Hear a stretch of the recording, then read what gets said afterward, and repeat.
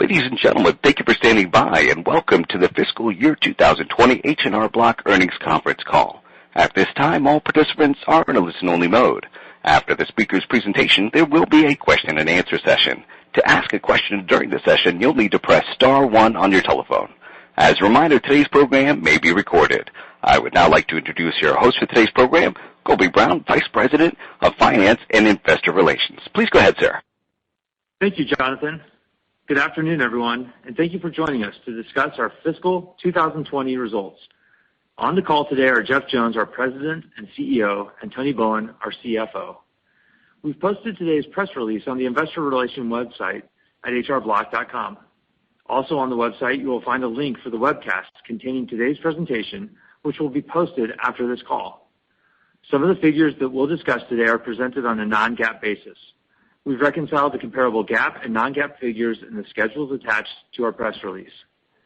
Before we begin our prepared remarks, I'll remind everyone that this call will include forward-looking statements as defined under the securities laws. Such statements are based on current information and management's expectations as of this date and are not guarantees of future performance. Forward-looking statements involve certain risks, uncertainties, and assumptions that are difficult to predict. As a result, our actual outcomes and results could differ materially. You can learn more about these risks in our Form 10-K for fiscal 2020 and our other SEC filings. H&R Block undertakes no obligation to publicly update these risk factors or forward-looking statements. At the conclusion of our prepared remarks, we will have a Q&A session. During Q&A, we ask that participants limit themselves to one question with a follow-up, after which they may choose to jump back into the queue. With that, I'll now turn the call over to Jeff. Thank you, Colby. Good afternoon, everyone, and thanks for joining us. We hope that you and your families are staying safe and healthy in these unprecedented times.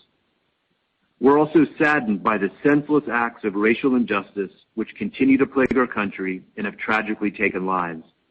We are committed to continue building a culture of belonging at H&R Block and doing our part in our communities to help bring about needed change. Given the events of the past several months, we have a lot to cover on today's call. First, I'll discuss how we've responded since the start of the pandemic. I'll then provide our perspective on the industry and our results, followed by thoughts on how we are executing the remainder of the tax season. I'll next discuss Wave, including an exciting new product that began rolling out to more small business owners last week. Finally, I'll share perspectives on our future, and Tony will review our fiscal 20 results, capital allocation, and thoughts on fiscal 21. The pandemic has created business challenges beyond anything we've experienced. Our financial results have been impacted, we've drawn our full line of credit, and we've demonstrated agility and innovation, quickly making dramatic changes to our operating model to continue to serve clients. And in doing so, we've accelerated our efforts to transform H&R Block. Never has our purpose been more important as we help consumers gain access to their much-needed refunds and assist small business owners as they navigate the financial uncertainty caused by the pandemic.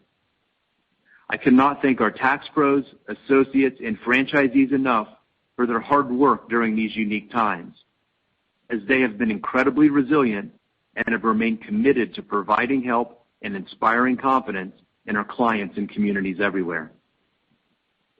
In mid-March, as the spread of the virus began to impact our business, we quickly turned to our crisis playbook, which enabled us to effectively and efficiently react to an extremely challenging situation. In our retail locations, virtually every state pursued lockdown policies that both affected our ability to operate and prevented people from leaving home to be served the way they wanted. At the peak, nearly 20% of our office network was closed to the public. For those offices that remained open, we made dramatic changes by limiting in-person service, including requiring drop-off in nearly half the network, and increasing the use of our virtual capabilities. In short, our obligation to follow local orders is subject to far greater scrutiny than local independence. Regardless of how we operated, one of our top priorities has been providing for the health and safety of our associates, franchisees, and clients while helping clients access their refunds. The team worked diligently to keep our offices clean, followed social distancing protocols, and complied with ever-changing city and state guidelines. Because of these changes, bringing digital solutions to our clients became more important than ever. As you may recall, coming into this year, our primary objective was to digitally enable every aspect of our business to deliver our expertise to consumers in new and exciting ways. These efforts have been instrumental in allowing us to meet the needs of our clients using methods we didn't have in the past. We have seen a dramatic increase in returns leveraging our digital capabilities, including Tax Pro Go, Tax Pro Review, and Approve Online feature. Approve Online allows filers to review their return, approve it, and pay their fees all from their mobile device. With a significant portion of our clients historically visiting offices more than once to complete their return, this capability provides tremendous convenience, especially during these uncertain times. We also enhanced our digital capabilities for our tax pros. Because many of them couldn't serve clients from our offices, within 2 weeks we stood up a work-from-home model, allowing thousands of tax pros to prepare returns without having to come into the office. This capability will be invaluable moving forward. Our efforts during this crisis to continue to meet the needs of clients, digitally enable our business, and serve our clients however they want has led to strong feedback, with service quality scores improving 2 points in assisted and 5 points in DIY, building on significant increases in both areas in fiscal 19. Beyond taking care of our clients, we also took significant measures to take care of our associates. Our tax pros are our greatest asset, and I'm proud of the investment we made to create a leading benefit program for our seasonal associates if they were directly impacted. And finally, I'm also proud of how we've responded in our continuing commitment to our communities. We joined the American Express Stand for Small Coalition in support of small businesses. At Wave, we provided instant payouts to all of our payments customers for free to give them instant access to their money. And we offered free tax preparation to frontline workers through Tax Pro Go in May and June, which received overwhelmingly positive feedback. With this context on our operations, I'd like to spend a minute on what we're seeing in the industry as a result of the pandemic, as well as our results. Industry return volume has been unusual due to the filing extension as well as the stimulus package. Through June 5th, the IRS reported total filings down 6%. The IRS's volume includes millions of returns completed by those who typically don't file, but did so this year to receive stimulus payments. We believe the vast majority of these returns were completed through the IRS's fillable form site, which is inflating the number of DIY returns in the market.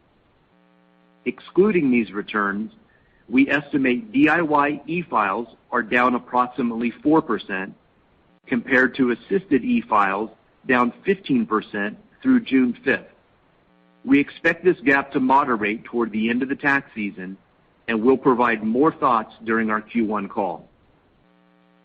With respect to our volumes, in DIY, we've maintained relatively flat share through early June. In assisted, we had share gains through the end of April, but are seeing that moderate in this extended filing season. It's important to recognize that an extension like this has never happened in U.S. history, so there is no precedent for forecasting consumer behavior. Despite states beginning to reopen, there is no business as usual. We have more offices open and have expanded our hours of operation compared to a typical first quarter, but a substantial portion of these locations are not serving clients in the office. Instead, we continue to interact with our clients either virtually or through drop-off. And while we have more tax pros working than normal this time of year, it is far less than the number we would have at the end of a typical tax season in April. For these reasons, client volumes may be impacted. As such, we've updated our marketing plans for the quarter to make sure consumers know we're open and to help them understand the variety of drop-off and digital options we have available. We're doing this through multiple channels to make sure we appropriately target those who haven't filed. In addition to the help we're providing consumers, we're also doing everything we can to help small business owners during this difficult time. We've added a free small business resource center on our website to provide regular updates on government assistance programs. Additionally, in May, we launched our Recovery Action Plan service, which helps entrepreneurs navigate the CARES Act, including loan programs and tax credits. This is another great example of leveraging our human advantage. Turning to Wave, after posting strong results of over 40% revenue growth through mid-March, we've seen flat revenues in April and May as small businesses were impacted by the pandemic. We've taken measures to ensure we are limiting operating losses at Wave without sacrificing key investments in the business. Despite these actions, we expect the near-term performance and resulting valuation of the business to be negatively impacted, similar to many other businesses during this pandemic. As such, we've recorded a non-cash impairment of goodwill, which Tony will talk about later. While there has been a short-term impact on the business, we remain confident in the long-term viability and future growth of Wave. One reason for this confidence is Wave's innovation and the pipeline of valuable products and services we're working on for the future. A great example of this is Wave Money, which was expanded to more customers last week. Wave Money is a business bank account that does what others can't, manage all aspects of bookkeeping automatically, giving entrepreneurs more time to focus on their business. This is the first-to-market, software-powered small business bank account, which provides several unique benefits to Wave customers, including no monthly fees or minimums, seamless integration to Wave's accounting platform for expense categorization and tax readiness, and instant access to funds via Wave payments. We're excited about this product as we continue to innovate to simplify the lives of small business owners. In summary, as we navigate this new normal, we haven't lost sight of what we've accomplished this year, making significant progress toward our strategic objectives in ways we couldn't have anticipated. We're taking this opportunity to thoroughly and objectively evaluate our progress, determine what we can do better, and to reinforce our sense of urgency in these efforts. We remain committed to continuing the transformation of our business. We're in the process of evaluating and reprioritizing our strategic imperatives while simultaneously examining our expense structure to identify areas where we can save to help fund the future. This work is ongoing and will remain fluid given our current operating environment. We'll be providing more detail later this year. With that, I'll hand the call over to Tony. Thanks, Jeff. Good afternoon, everyone. The last time we spoke, we were on track to deliver on our outlook for the tax season and the fiscal year. However, like most companies, the pandemic has negatively impacted our business and financial performance. Because the timing of the pandemic aligned with the time in our fiscal year in which we recognize the majority of our revenue, we withdrew our fiscal year 20 financial outlook. As such, I won't be detailing our performance against those expectations as I normally would. I will, however, provide insights regarding our fiscal year 20 financial results, how we see the remainder of the tax season impacting our financial performance in fiscal 21, and actions we're taking to enable continued investment for future growth.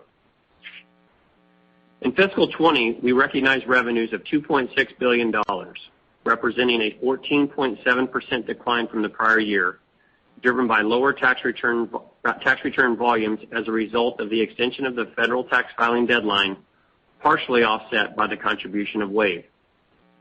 Regarding expenses, total operating expenses increased 3.4%, driven entirely by the impairment of Wave goodwill, and WAVE's operating expenses.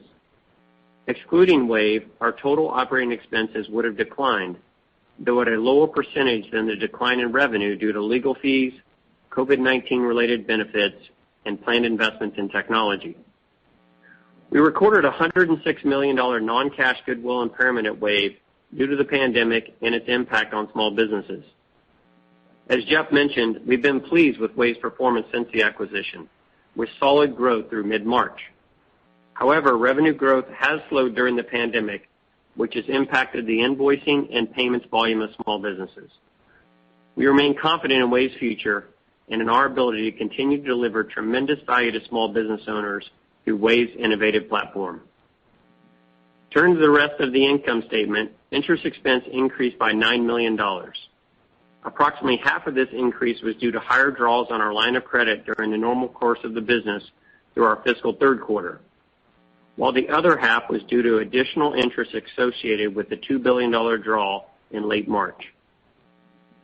The changes in revenue and expenses resulted in a pre-tax loss from continuing operations of $3 million. GAAP earnings per share was positive at 3 cents due to favorable discrete tax items. Adjusted earnings per share, which excludes the impact of the impairment and amortization of intangibles related to WAVE and tax office acquisitions, was 84 cents. In discontinued operations, there were no changes to accrued contingent liabilities related to Sand Canyon during the year. For additional information on Sand Canyon, please refer to disclosures in the company's reports on Forms 10-K and 10-Q and other SEC filings.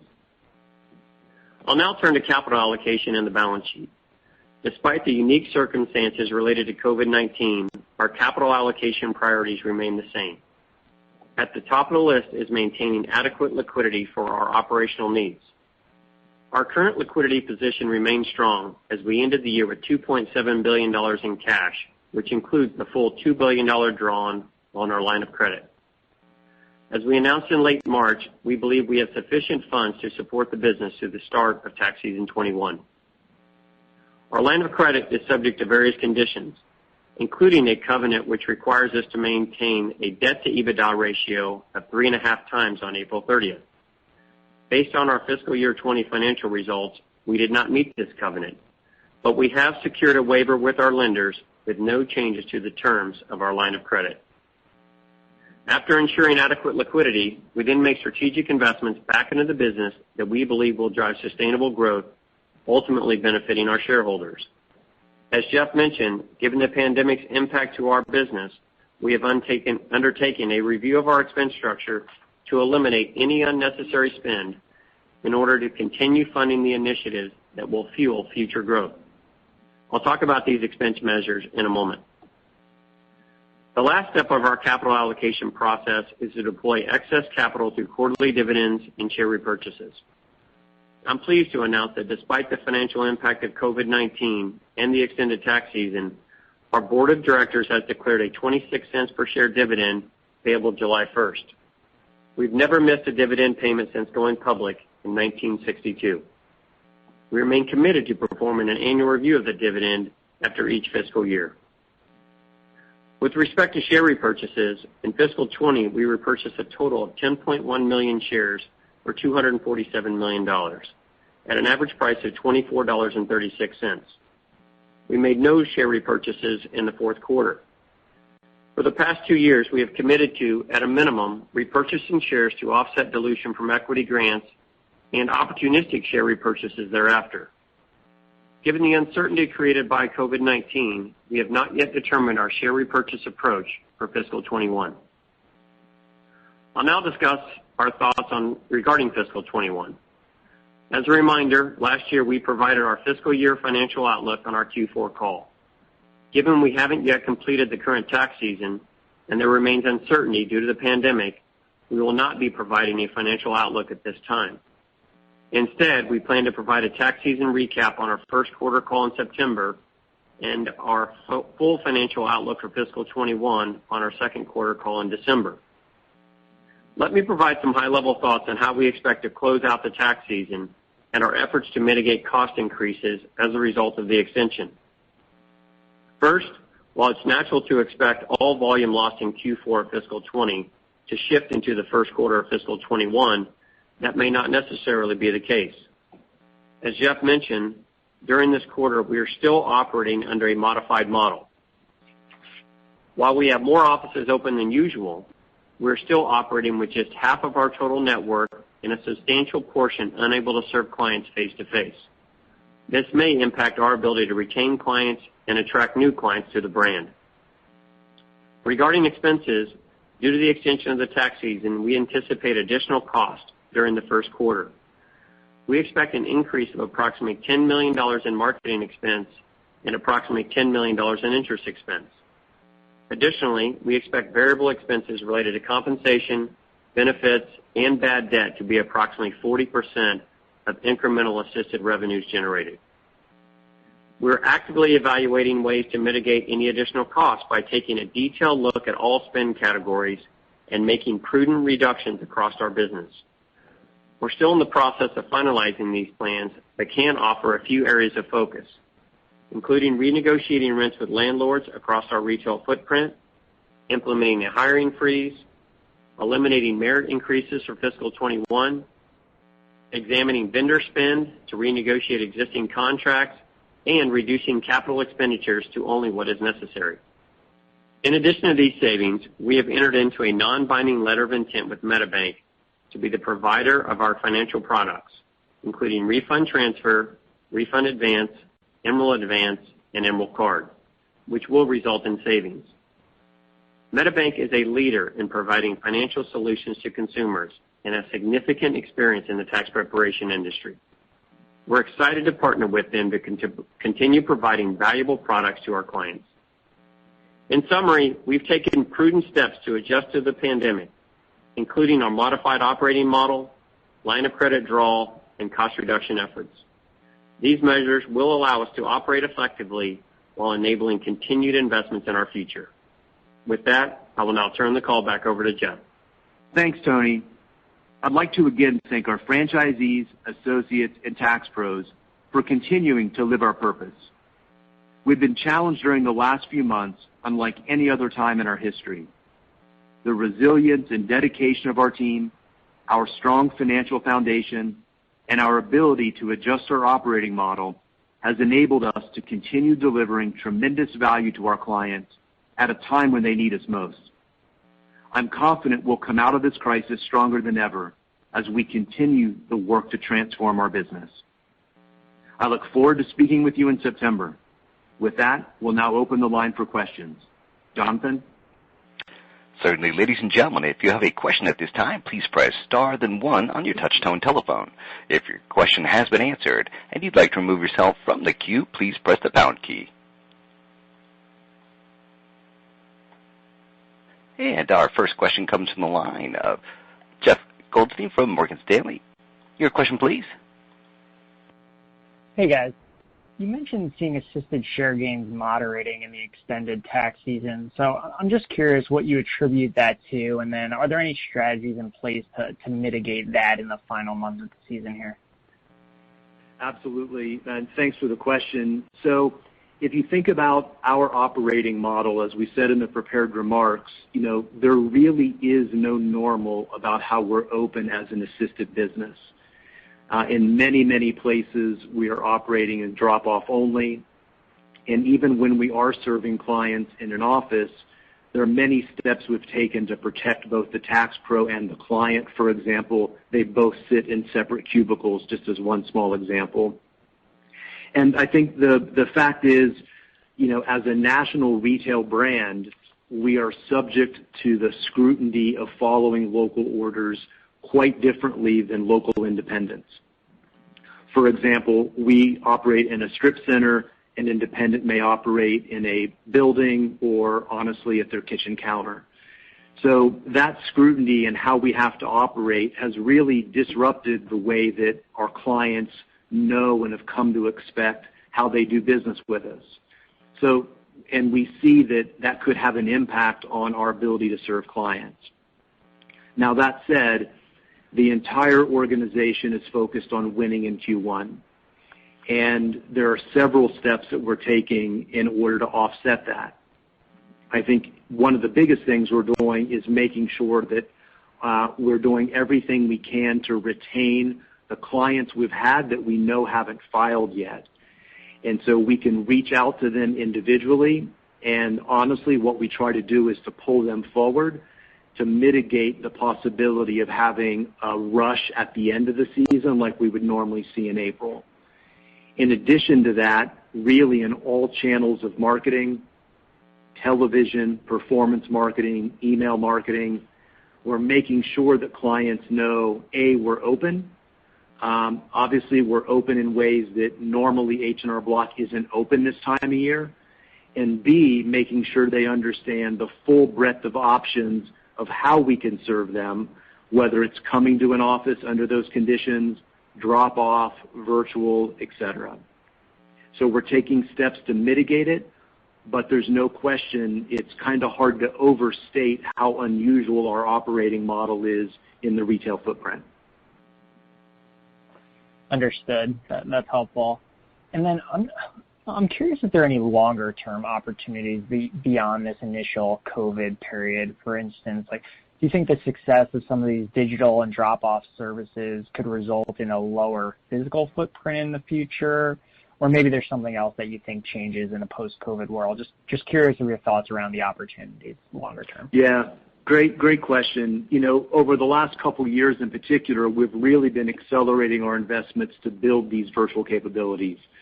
And there's no question, this pandemic has really shined a light on those capabilities, and I can say with confidence they're very strong.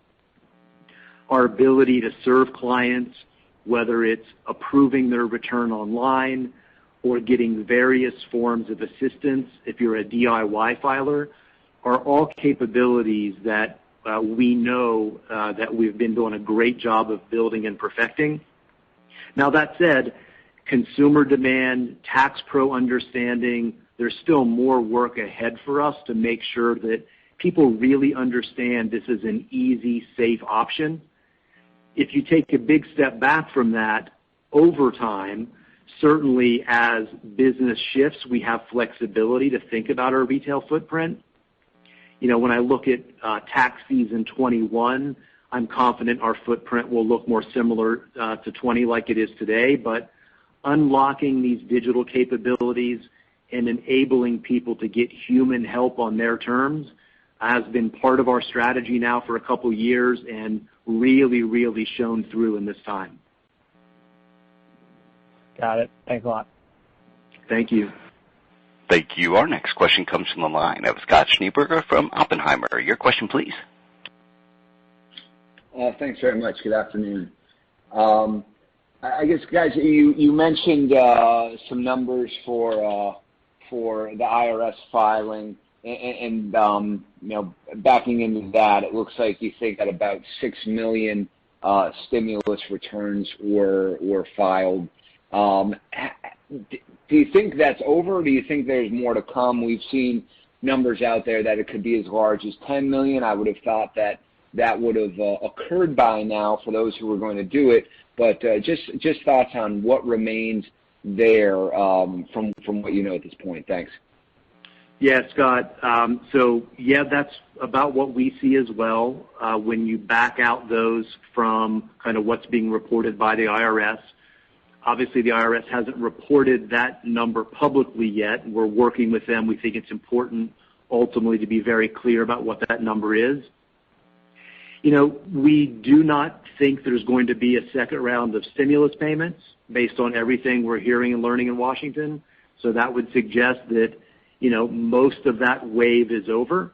That people, obviously with the economy the way it's been, people were very eager to get their stimulus payments, and we definitely saw in our own product that we changed to allow a $0 return as well as the fillable forms at the IRS, that there was a very, very big rush to make sure people were registering their bank accounts.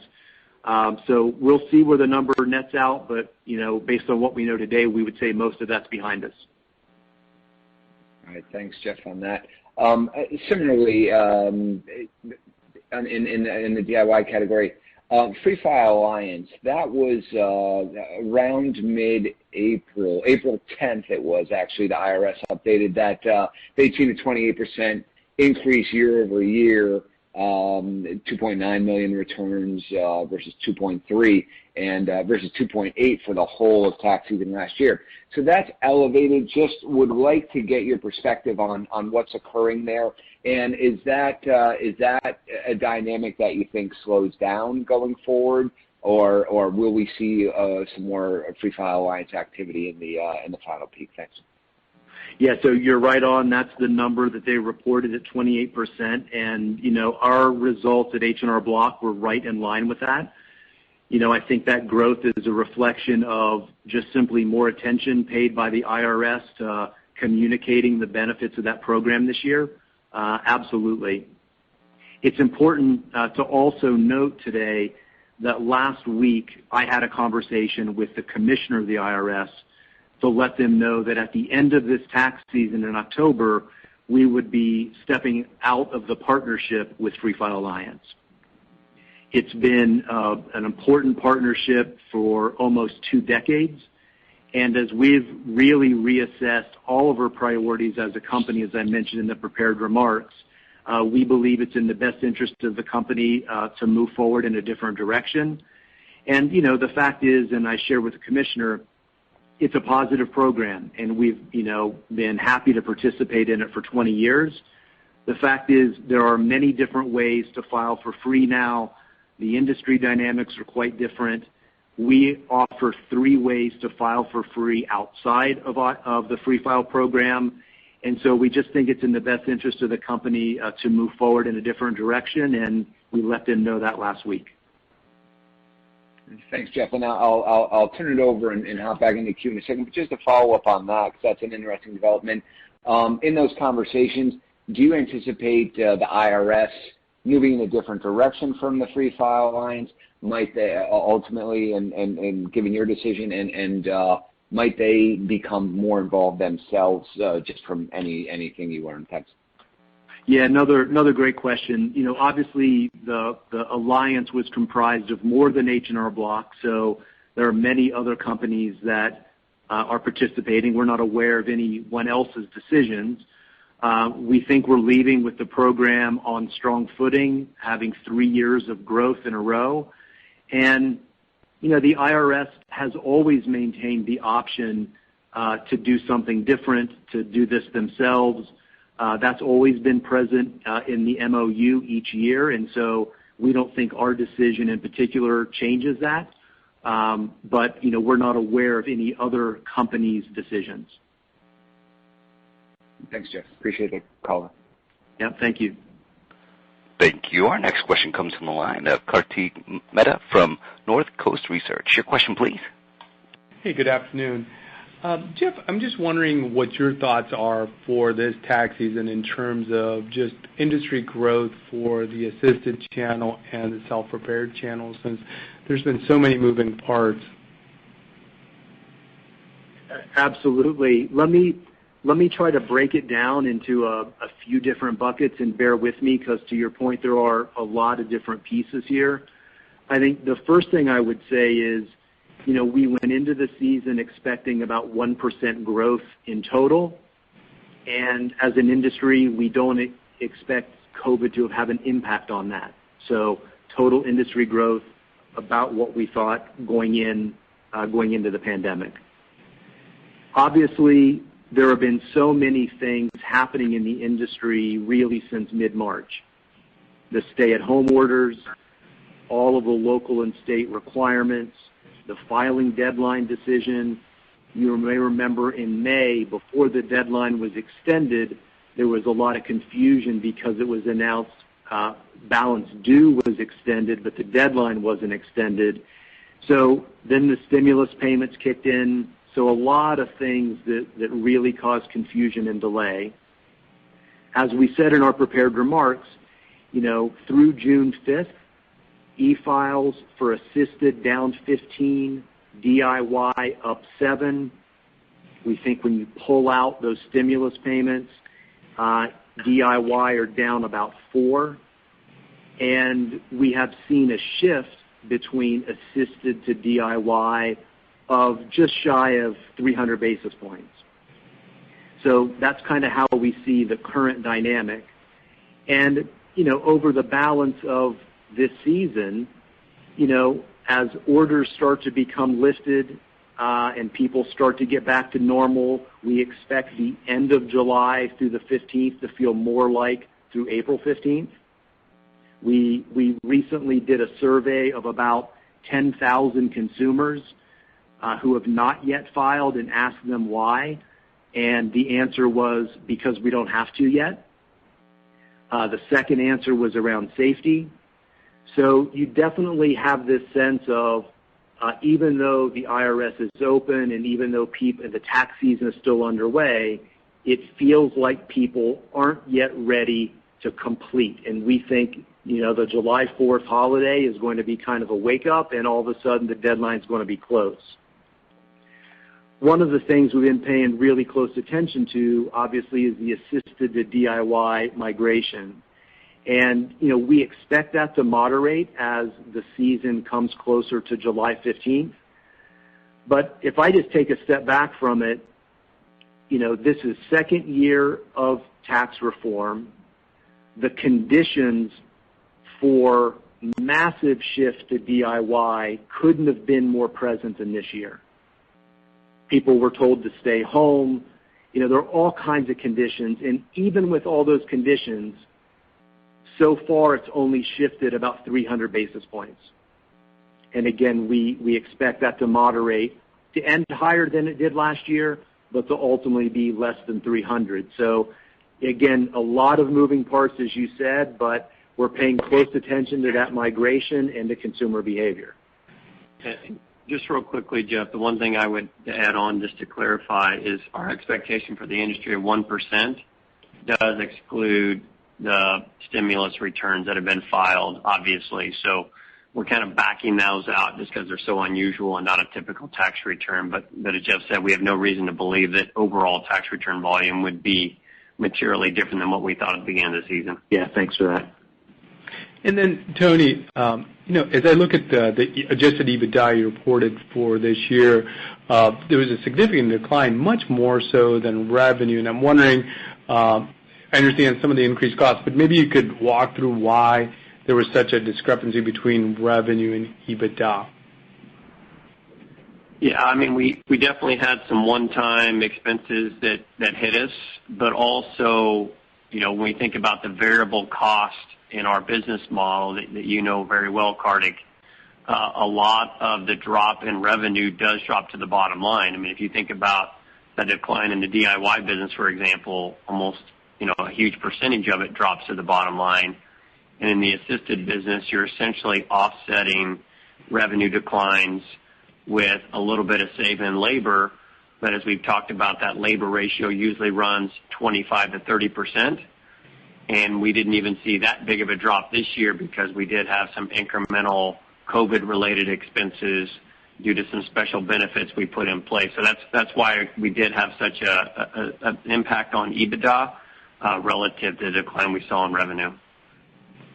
And then just on capital allocation, Jeff, I know you mentioned that you paid dividends since the company went public, and it sounds like that the shift from assisted to DIY isn't going to be as great as maybe originally thought. And so next year's tax season obviously will be better because you're going to get all the people that didn't file this year. So it sounds like long as the EBITDA growth is kind of where it was in the past, or the absolute dollar amount, the dividend is something that the board seems committed to pay. I know it's a long-winded question or statement, but is that reasonable? Yeah, Kartik, I'll take this one. This is Tony. Thanks. We've shared that typically after the end of the fiscal year, we review the dividend, which obviously is right now. So we're pleased that the board is continuing to support the dividend at the prior rate of 26 cents per share. You may recall that we raised the dividend 4 prior years in a row, so really pleased with the increase over that period. I think we were up over 30% over that 4-year period. So the fact that obviously with revenue being down, given the shift from Q4 to Q1, and EBITDA being down, we're really pleased that we're able to maintain the dividend at the current rate. Obviously, next year, we're looking towards a favorable year with kind of the double dip of tax season happening in Q1, and then we'll continue to review the dividend after each fiscal year, which would be this time next year. Hey, thank you. I appreciate it, Tony and Jeff. Thanks, Hardik. Thanks, Howard. Thank you. Our next question comes from the line of George Tong from Goldman Sachs. Your question, please. Hi, thanks. Good afternoon. Based on your marketing outreach to customers, do you have insights into how many traditionally assisted customers at H&R Block have filed their returns digitally already, either through H&R Block or through a competitor? So we definitely do research, George, trying to understand method and whether it was us or competitors. And I think the thing that we learned in this study I mentioned earlier was, people made some different choices this year as a result of the circumstances.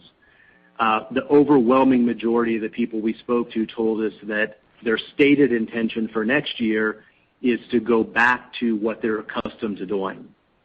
And, again, I think when you just look at all the circumstances that were ripe for rapid migration to DIY this year, and we haven't really seen that, and again, we think it'll moderate as the season closes out, just continues to reinforce our core belief that it's not about simplicity, it's about confidence, and people really having a preference for a relationship or getting human help. Even in our DIY business, we're very pleased to see that Online Assist and Tax Pro Review have really shown meaningful growth this year. So those are DIY filers who at some point in the process decided they also wanted help. And they either chose to get questions answered or to have a full review of their return. So again, if we just take a step back, consumers are telling us some made a different choice this year because they had to. They expect to return to their prior method next year in large numbers. And the capability we're building to provide help no matter the channel is a really important capability we've been building and really came to light this season. Got it. That's helpful. And then turning to the Wave business, you indicated that revenue growth was approximately flat in April and May. Can you talk about what your expectations are for Wave growth longer term in light of the impairment that you took? Has your longer term view for Wave changed? And how are you adjusting your investment spend given the evolving growth dynamics? Absolutely. The short answer is, we step backwards because of what's happened in the macro landscape with small businesses. As their businesses were impacted, it obviously impacted Wave's ability to serve them.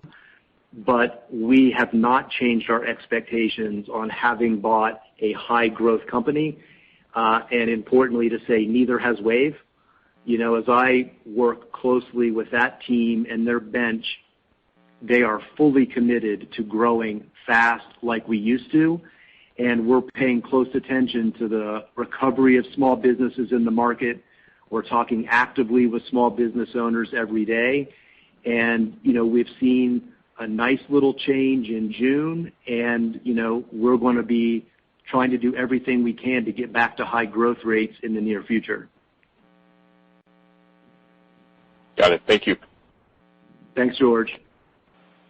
Thank you. Our next question comes from the line of Hamzah Mazari from Jefferies. Your question, please. Good evening. Thank you. My first question is just if you think the tax deadline could potentially be extended again to September, and then just as part of that, if you could just tie in what your cash burn looks like relative to liquidity. I think you mentioned you have enough liquidity through fiscal 2021. You mentioned a covenant waiver, but we didn't catch sort of timing of how long that waiver lasts. So any detail would be appreciated. Thanks. Absolutely. Hamzah, let me take the first part, and Tony will tag team on here on the waiver. But, there's been a lot of rumors flying, as you've probably seen, about the possibility of another extension. And as recently as this morning, the sentiment in Washington is that there will not be another extension. And while obviously that's not our decision, and we don't know if there's things we don't know, but all of the commentary we get, all the conversations we're having, both with members in Congress and Senate, with Treasury, with the IRS, is the current sentiment is no more extension. Yeah, and specific to liquidity, as I did say in my opening comments, we do believe we have enough liquidity to get us through to next tax season, which would be obviously January, February of 2021. And the waiver was specific to April 30th, so it's just that quarter end, we have a debt to EBITDA ratio of at least or no more than 3.5 times. And we did not achieve that given the level of EBITDA that we had in the trailing 12-month period. But as we continue to move forward, obviously picking up the Q1 results which will be an improvement in EBITDA on a year-over-year basis. It was really just one time in nature. We'll continue to monitor that as we view EBITDA on a historical basis. But again, expect no issues from a liquidity perspective going forward. Got it. Thank you. And my follow-up question, I'll turn it over, is, it looks like you're rethinking, your operating model post-COVID. Most companies are, whether it be real estate footprint or any other dynamics. Is this different relative to, what you were doing in regard to tech transformation and looking at your operating model when you sort of first came into H&R Block? And then timing-wise, when can investors hear back on, whatever changes you may have post-COVID to the operating model? Thank you. Absolutely. To answer your second one first, on our September call, we'll talk obviously about how the quarter wrapped up and the season wrapped up. And on our December call, when we provide outlook on the future, will be the time when we provide more context on how we're thinking about expenses, our commitment to earnings and revenue growth moving forward, and really the result of all the strategic reviews that we're doing right now. In many, many ways, COVID has accelerated our agenda as opposed to been something completely different. We've been talking now for a couple years about improving the quality in our offices, competing aggressively in DIY, building virtual capabilities, and having done those things going into the pandemic, it really helped us operate in a fundamentally different way. And I think as we now come out of the pandemic, we'll take a step back again and look at what have we done for tax pros, what have we done for consumers, and which of those do we want to accelerate even further moving forward. Thank you. Thanks, Hamzah. Thank you. Our next question is a follow-up to the line of Scott Schneeberger from Oppenheimer. Your question, please. Thanks very much for taking the follow-up. I actually have two, pretty straightforward. First one is kind of qualitative. Jeff, what do you expect from competitive behavior at storefronts? I sense a lot of caution in your comments today. Because you guys are clearly abiding by the rules.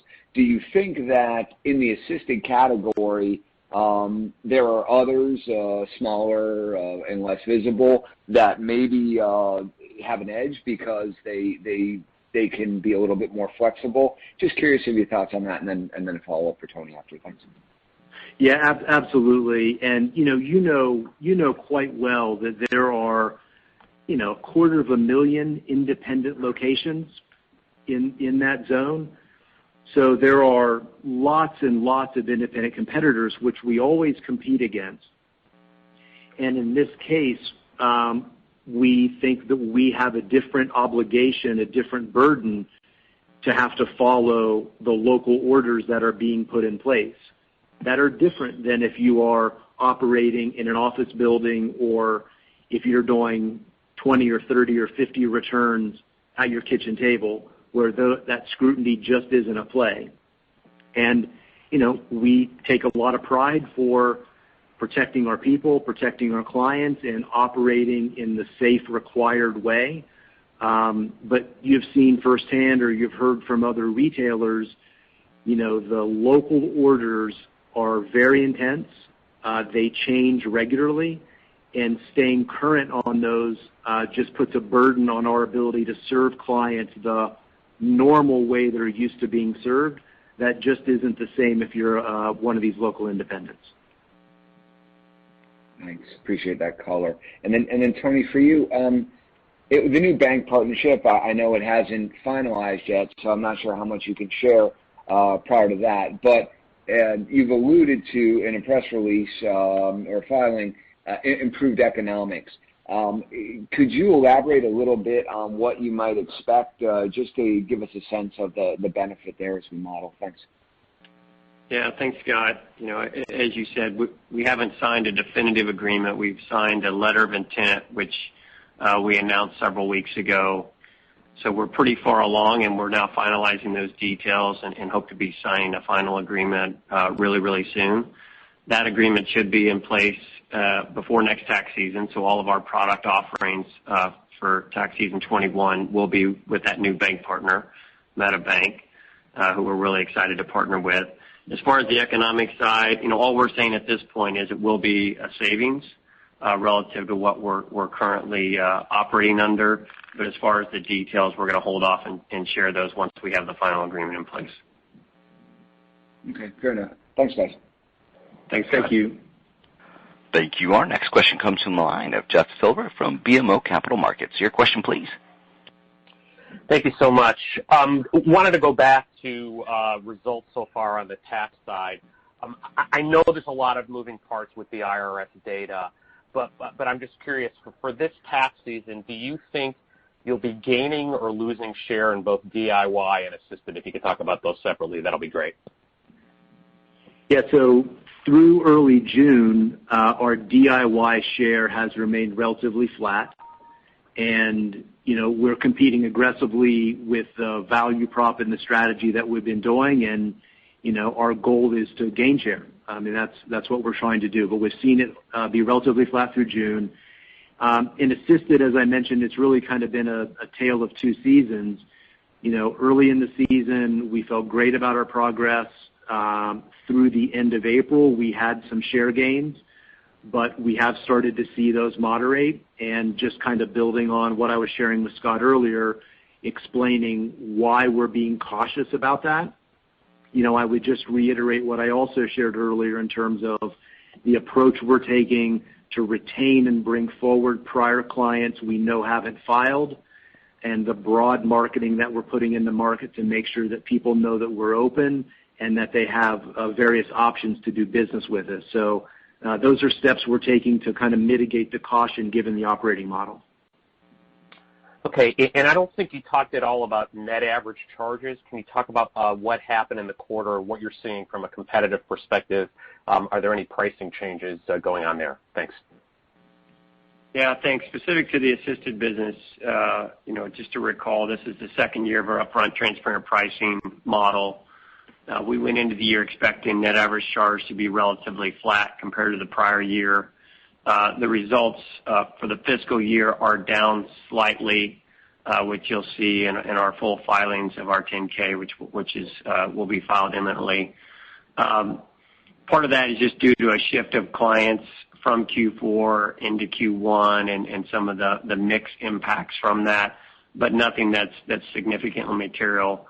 I don't think we're seeing anything from a competitive perspective that's unique or different. Obviously, when you're dealing with the independent market, there's always a wide variation of how independents are pricing, but there's nothing that's been a holistic change or response to our pricing model that I would call a note. Everything's pretty much as we would expect, and we still feel good about the model. And as Jeff said, through the early part of the tax season, we were gaining really good traction and continue to do well, but definitely moderated in this later part of the season. But we feel like we're putting some really good things in place that's going to allow us to have success and gain market share in the future. And I'm sorry, when will the 10-K be filed? Yeah, today. Today. Okay, we'll get that information today. Okay, great. Thank you so much. Thank you. Our next question comes from the line of Michael Millman from Millman Research Associates. Your question, please. Thank you. Maybe I misheard you when you talked about the do-it-yourself and subtracting the stimulus, but the IRS numbers, as far as I know, already subtracted those numbers, and they still come up with 7% increase. What am I doing wrong? Well, Michael, in fact, the IRS numbers have not subtracted those out yet, and the IRS has not published the actual number of those kind of not required to file filers. So the number that's being reported by the IRS still includes, as someone said earlier, about 6 million filers that haven't yet been backed out. So your current total returns is what for the IRS? So through June 5, total down 6%. Actual numbers, please. Yeah, I don't know, Michael, if we have the numbers off the top. We can definitely follow up. I mean, it's the public information is out there.